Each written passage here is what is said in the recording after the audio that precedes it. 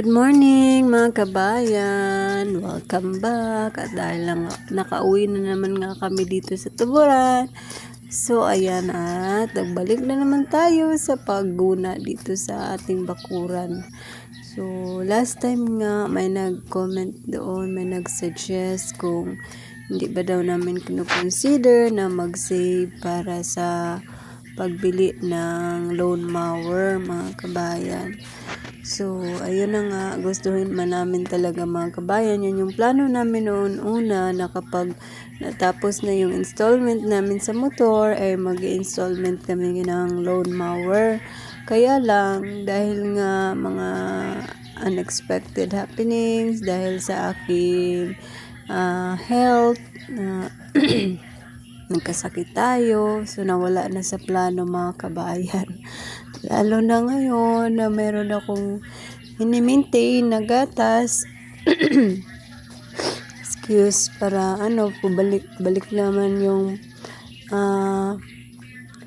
pag ko ba, kasi bumagsak kasi yung timbang ko, so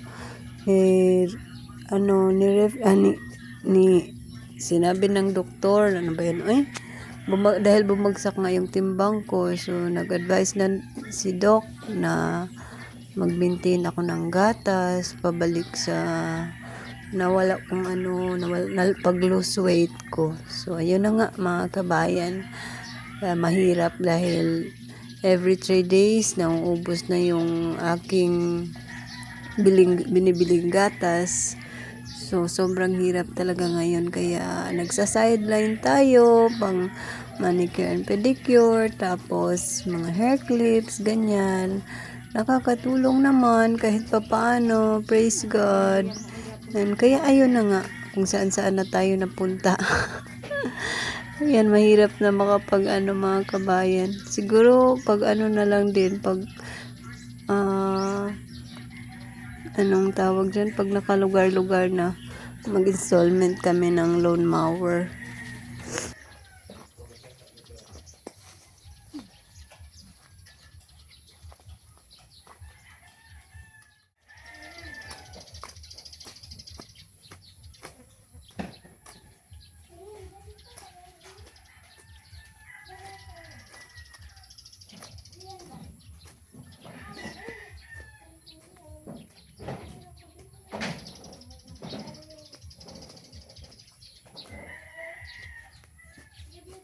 So, ayan, konti-konti lang talaga yung ating kaya. Hindi talaga kayang linisin ng isang araw. Kasi marami ding mga gawain, bukod sa pagguna. May mga magawa pa ako ng pang sideline. So, andito nga si Camille natulog kagabi at uminom sila ng gatas. Nakatulog ra ka, be? Katulog ra ka? Hey! Did you eat cereal? Say thank you to Ate Camille. She gave you cereal. Hoy! Bibi! Thank you, Ate Camille. And also, Tita Marisa. She bought you toy. Say thank you. Mama, she? She's in other place because she's working Other country? in their country. No, she's in the supermarket. Tita Marisa is in the supermarket. Mm. Say thank you, sa. Thank you. You say thank you. Thank you. Oh, you watching that? Thank you, Tita. Thank you, Tita. Thank you, Tita. Thank you, Tita. What's name? What's his name? What's her name? It's Mama, you try this one. it's Ate Mama, you Camille. Ate Camille. Mama, you tell that. Sa ko na imong name, B. Sa ko na imong name, Miss Liam. Imong full name. Yazil Camille Vera. Dibira.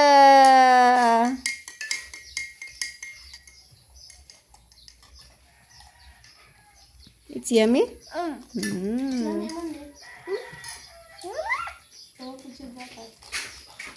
Kakaguna ko nga doon sa labas mga kabayan. Naalala ko, meron pa pala akong kailangang tapusin at i-deliver ni Lolo ito ngayong umaga dahil pupunta siya sa trabaho. Tapos, malapit lang doon yung bahay ng nag-order ba.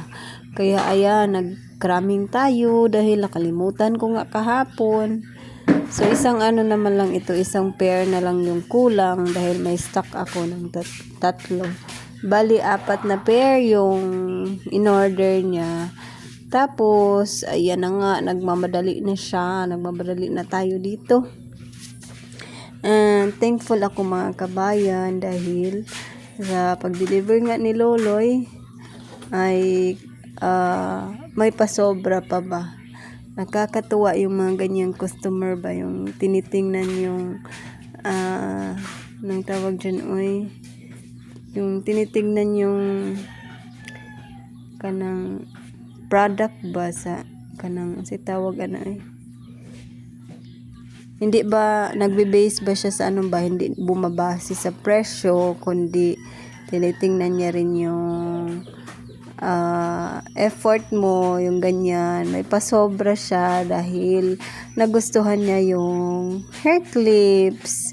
Kaya, imbis na 120 pesos lang yung babayaran, ginawa niyang 200 pesos mga kabayan. Nakakatuwa yung mga ganyang tao, no? Napaka-generous. Thank you so much sa nag-order dahil nagustuhan talaga niya mga kabayan. And I'm thankful. God bless to you. More blessings and to the people na ginawang instrumento sa amin. God bless you all mga kabayan.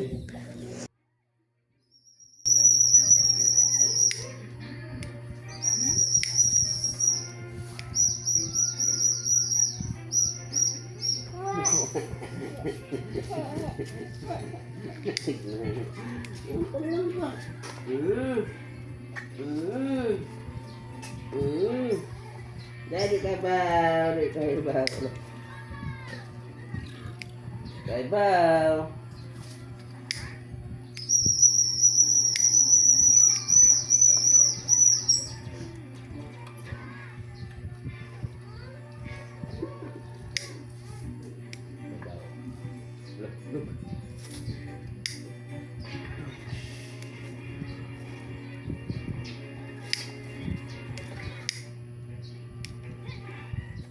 Sa totoo lang mga kabayan, nanginginig na talaga yung aking kamay dyan sa pagmamadali dahil nga nakaano na kasi si Loloy, naka-ready na talaga siya. Tapos na siyang maligo, tapos na siyang kumain. So, tsaka ko lang talaga naalala na may di-deliver pala siya ngayon. Buti nga at naalala ko pa, kundi naku, maliit na naman at baka umatras pa yung customer na bumili sa akin.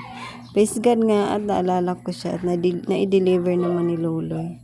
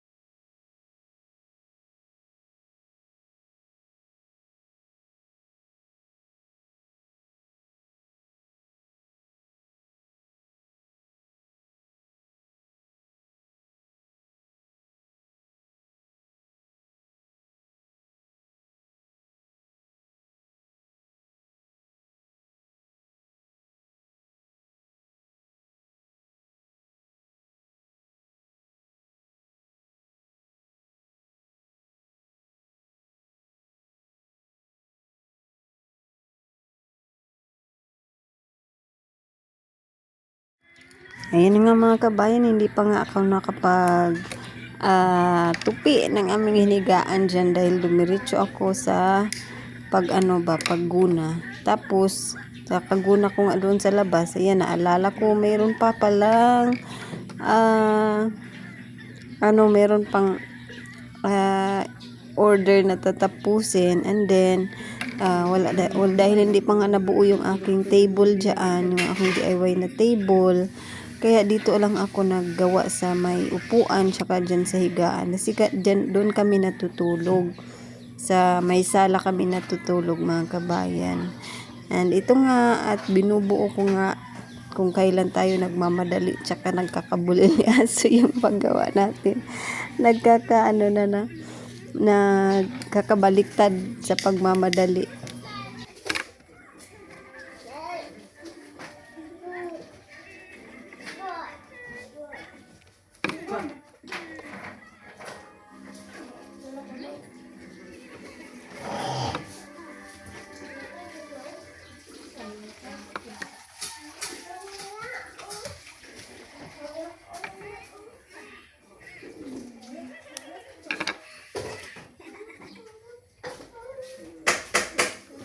At ito na nga yung set of orders na natapos ko mga kabayan.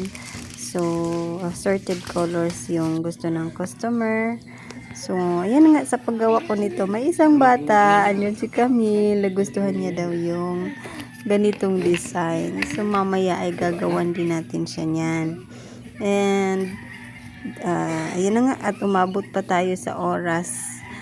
At kailangan talagang ma-deliver to para may pang ano tayo, pang order again ba ng mga kailangan nating colors and ribbons and mga gagamitin dahil may order tayo na another color. So, ayan mga kabayan, hoping at nagustuhan nyo din. Thank you for watching. God bless.